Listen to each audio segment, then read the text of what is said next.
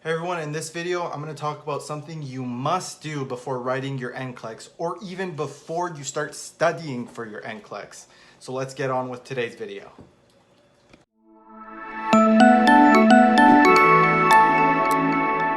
If you want to gain more information about nursing or to improve your nursing knowledge in general, please consider subscribing down below. I upload a video every single week and you don't want to miss out. I also have free resources for the NCLEX, like a free NCLEX plan, a study plan, a fitness guide, and a nutrition guide for eating healthy. If you want to download those resources I just mentioned, go to my website called www.simplefitnurse.com. In the end of this video, I'll show you where on my website you can easily download these ebooks for free. So let's get on with today's video. So I'll link this document down below, but there's a document that the NCSBN, which is basically the creator of the NCLEX, provides every single year, talking about certain criteria that the NCLEX tests you on. And this document is free and it's available on their website for you to view. In this video, I'll kind of provide you with summary points of what you need to know in that document. The reason this document is so important is because the NCLEX is a very unique test. In nursing school, they don't test you the same way as they test you like the NCLEX.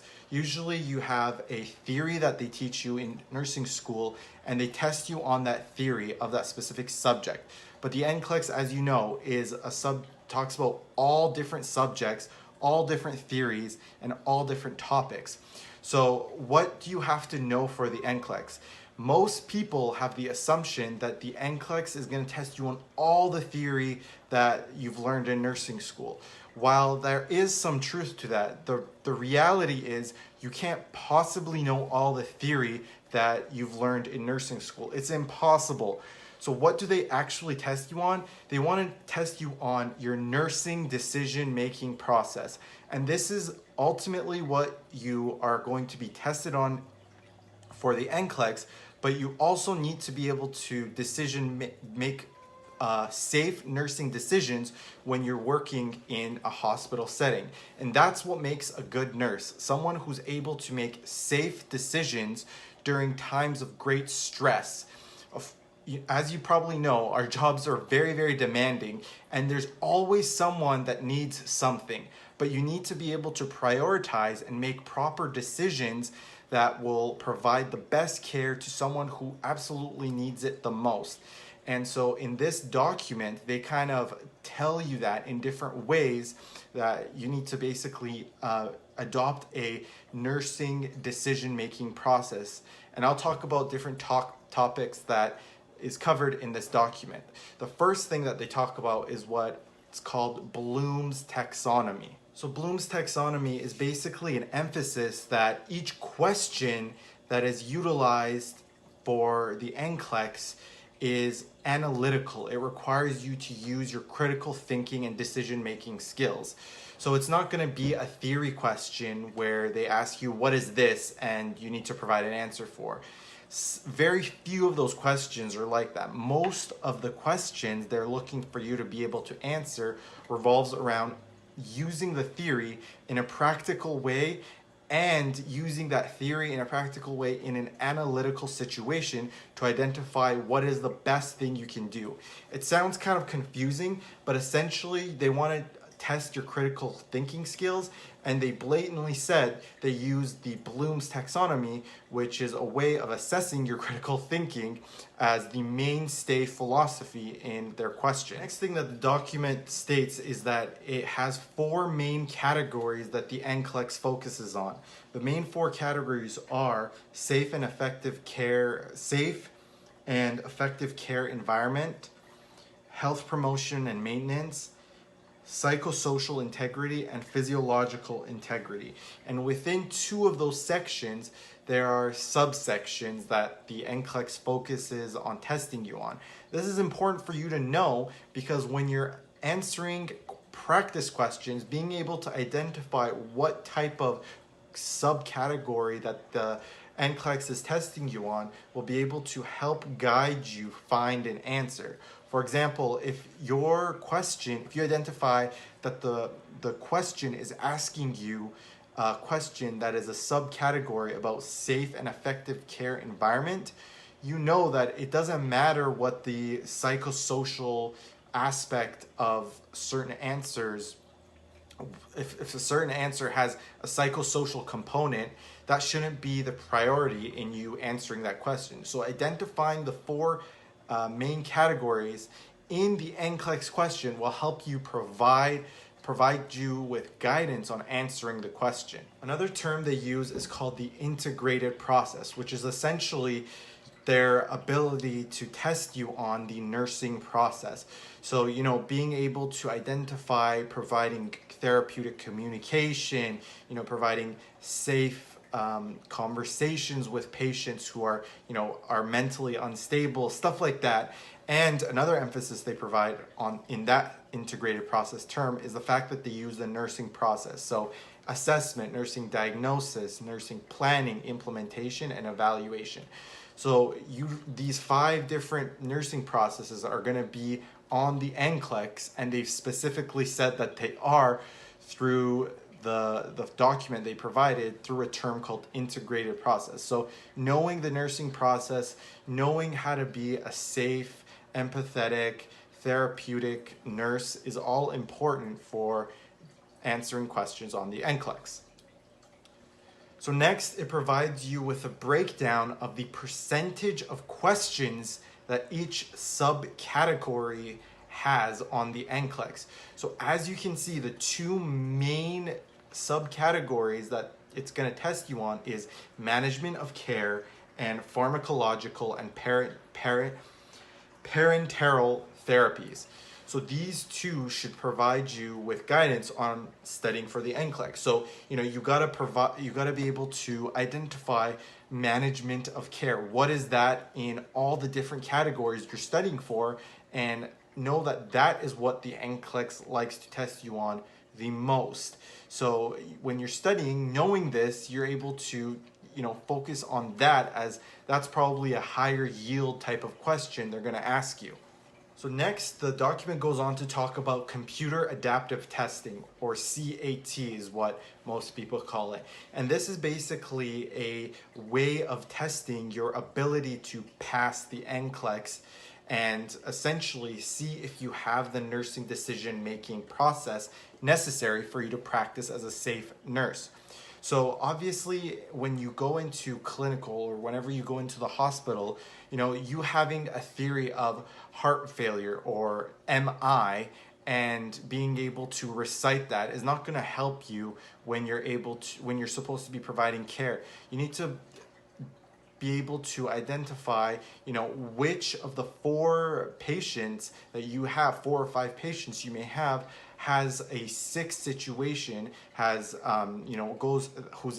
maybe someone is in hypovolemic shock, maybe someone has an NSTEMI, maybe somebody has a stroke, but who is the sick patient here? Is it the person that's actively in hypovolemic shock, or is it the person who has a chronic stable MI, which they're getting treatment for through a nitroglycerin patch and they're fine, they're just waiting for angio? Or is it the person that's actively, symptomatically in a really poor state, which is hypovolemic shock? All these differentiations is what the CAT, or the computer adaptive test, and ultimately the NCLEX tries to test you on. Within the CAT term, there's two main terms that they talk about, which is the 95% confidence interval rule, which is essentially they're going to keep testing you on a weak area you may have in order for them to see if you're able to pass that category.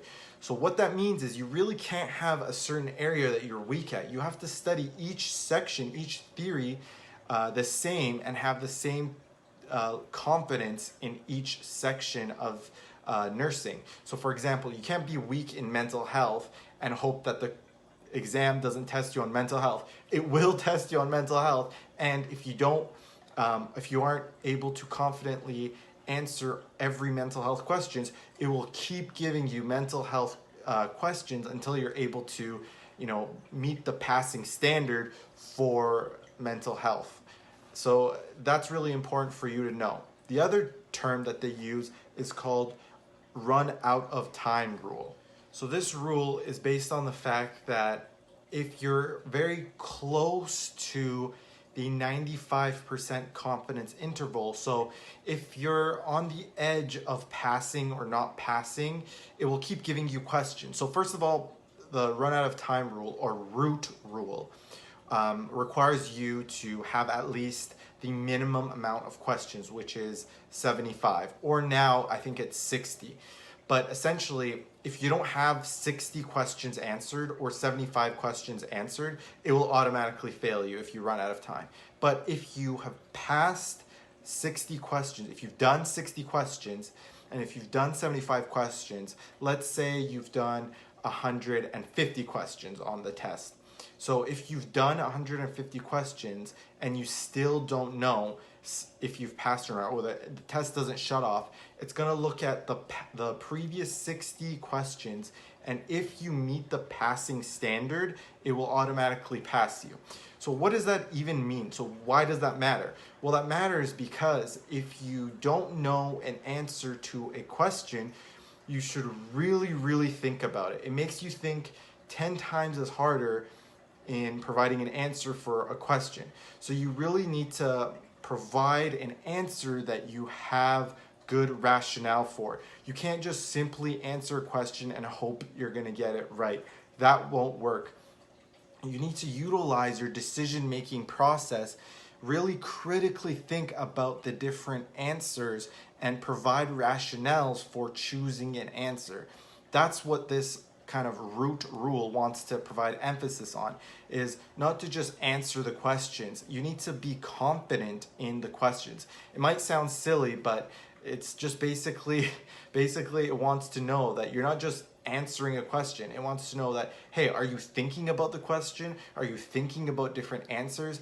So when you get a question and you're not sure, think about different topics that the question is asking you about. If it's talking about liver cirrhosis, think about what do you know about liver cirrhosis? What are lab values for liver failure that you might want to know? What do you usually see in liver failure? What are the symptoms the patient may have?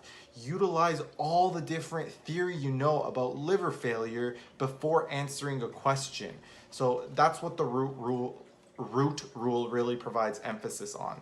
Next, I'm going to show you here different screenshots of what the NCLEX looks like, which is also provided in the document, and different types of questions that you may be asked.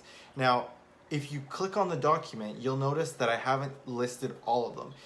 These 4 common question types are the most common that I have seen on the NCLEX. Now, obviously, it might be different for each person, but most of the time, you're going to get from what I've heard, for most of the time, you're going to get a single answer question until you're close to meeting the passing standard. And once you're close, you're going to get a lot of select all that apply. So if you get a lot of select all that apply, you know that you're on the right track of passing the NCLEX. And if you get past 60 questions and you constantly are getting select all that apply questions, that means that you are very close to passing according to the 95% interval rule. It's going to give you similar questions about similar topics from the 4 categories, and going to give you in a select all that apply form to make sure that you're able to pass the 95% confidence interval for passing that category. Anyways, guys, I hope you enjoyed this video. If you did, please consider giving it a thumbs up, or you can alternatively share this video with a friend who's about to write the NCLEX. I hope you enjoyed this video, and we'll catch you in the next video. So first, you want to go on to my website, www.simplefitnurse.com. Then you want to go on to my books here. And then after that, you want to just click over the book that you want to download and click the download link, and it will automatically pop up in a PDF form.